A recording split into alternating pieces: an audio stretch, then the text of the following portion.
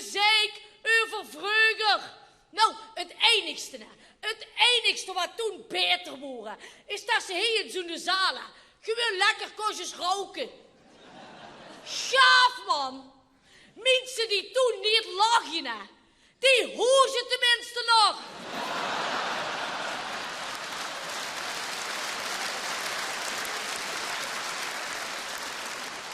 Maar voor een rest vroeger, daarom vind ik geschiedenis ook zo'n shitvak.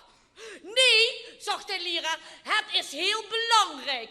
Nou stel je eens voor dat Edison nooit de gloeilamp had uitgevonden. Ik zeg, ja, ik zeg, dat zouden we doen met een keers aan. Achter een computer.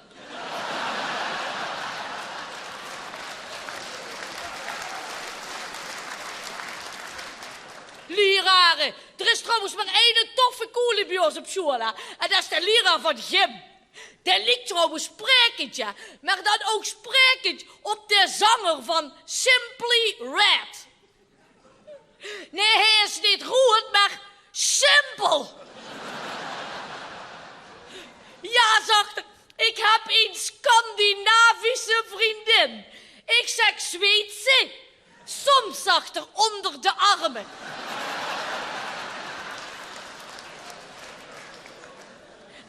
En moet je je voorstellen, daar zou nog eens een Rooms-katholieke school, hè. Dus 3 keer per week godsdienstles van zo'n geestelijk vromus. Dus geen predikant, maar een ledikant. Waardeloos figuur. Ik zeg, juf, ik zeg, weet je ook wat een pater is op een ei? Nee, zegt ze. Ik zeg, een broeder.